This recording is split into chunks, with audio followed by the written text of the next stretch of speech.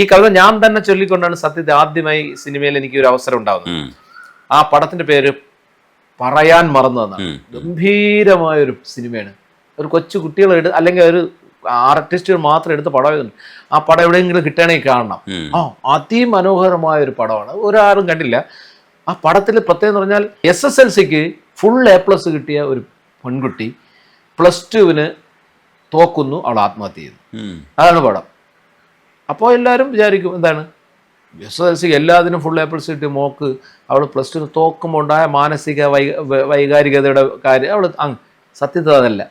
അതിൻ്റെ പിന്നിൽ എന്താണെന്നുള്ള ആ പടം. അതായത് അച്ഛൻ്റെ പ്രായമുള്ള അയൽവാസിയായ ഒരു ശില്പിയോട് ഇവൾക്ക് തോന്നുന്ന അമിത പ്രണയത്തിൽ നിന്ന് സംഭവിക്കുന്ന വൈകാരികതയാണ് ആ പടം. ഗംഭീരം സിനിമ. അപ്പം അതിൻ്റെ ആ ഒരു സിറ്റുവേഷനാണ് ഈ സാധനം വരുന്നത്.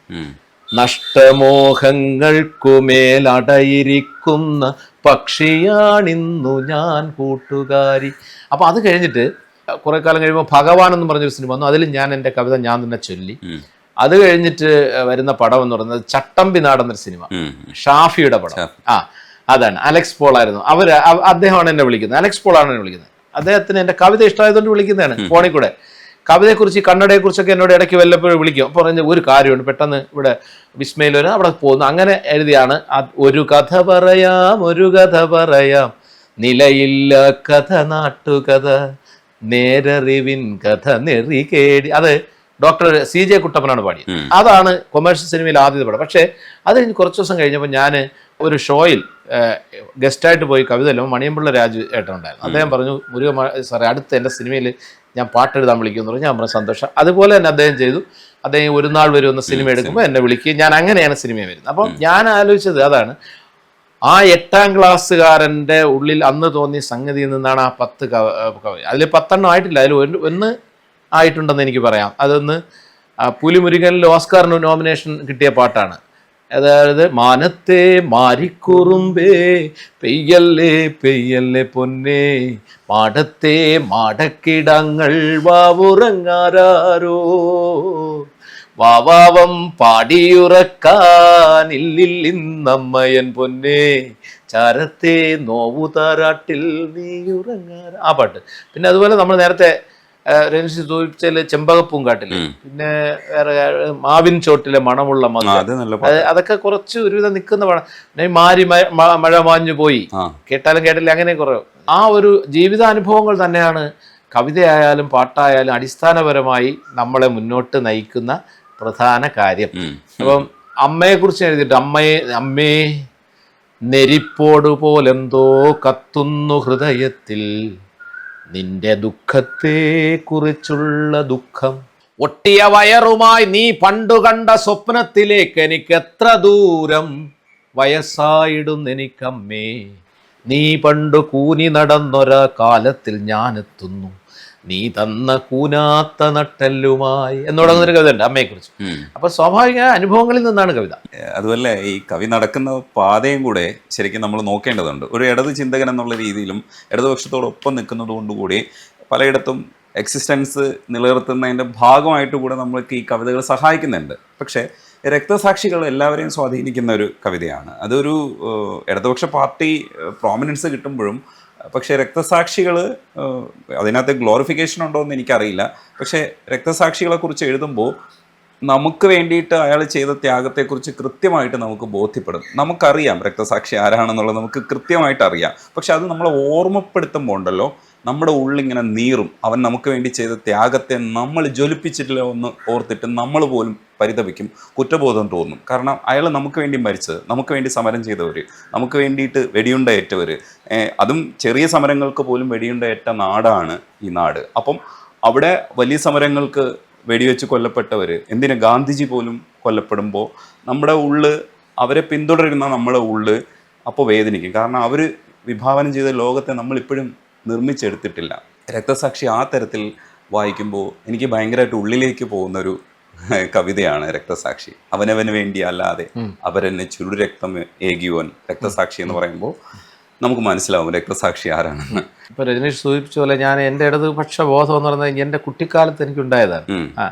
എൻ്റെ ജീവിത സാഹചര്യങ്ങളാണ് എന്നെ ഒരു ഇടതുപക്ഷ അനുഭാവിയാക്കുന്ന അല്ലെങ്കിൽ ഇടതുപക്ഷ വായനയ്ക്കിടയാക്കി, ഇടതുപക്ഷ ചിന്തകൾക്കോ ഇടതുപക്ഷ പിന്നെ എന്താ കൂടപ്പോക്കിനോ ഒക്കെ എന്നെ ഇടയാക്കിയത് എൻ്റെ ബാല്യമാണ് എൻ്റെ.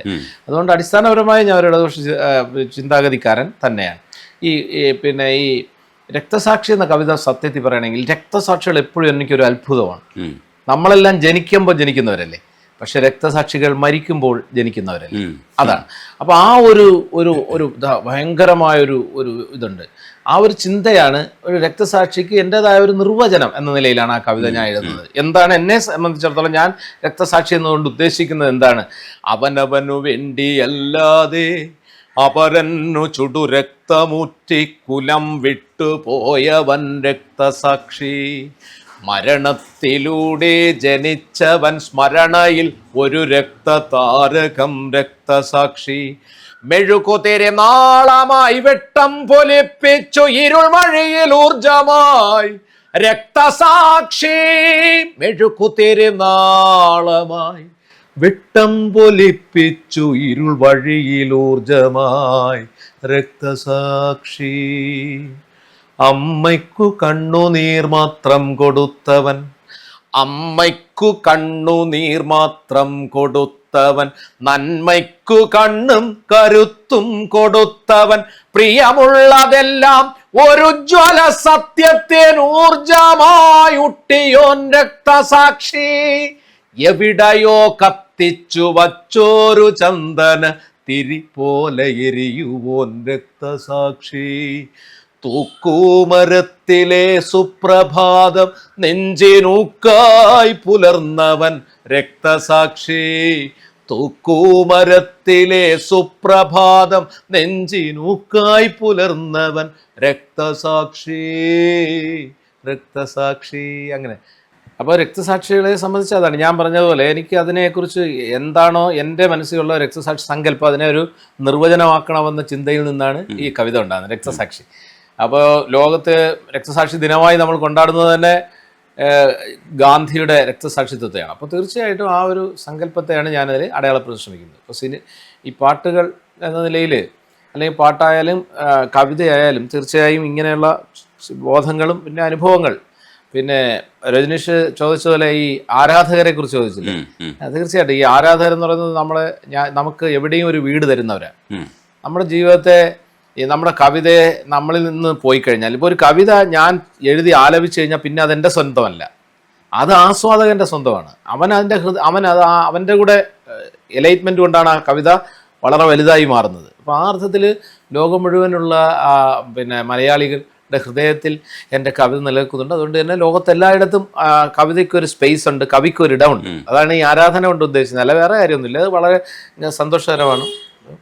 നമുക്ക് എല്ലാവർക്കും അറിയാം. ഇപ്പോൾ രജനീഷും ഇല്ലേ കടുത്ത ആരാധകർ ലോകം മുഴുവൻ ഇല്ലേ, അതിൻ്റെതായ ഒരു ഇതുണ്ട്. അവരാണ് നമ്മളെ ജീവൻ എന്ന് പറയുന്നത്, അവരാണ് യഥാർത്ഥ ആസ്വാദകർ എന്ന് പറയുന്നത്. ഒരു ഇല കിട്ടും, ഒരു ഇല നമുക്കുണ്ടാവും, ഒരു ഇല എല്ലായിടത്തും ഉണ്ടാവും. അപ്പോൾ തീർച്ചയായിട്ടും അതാണ്.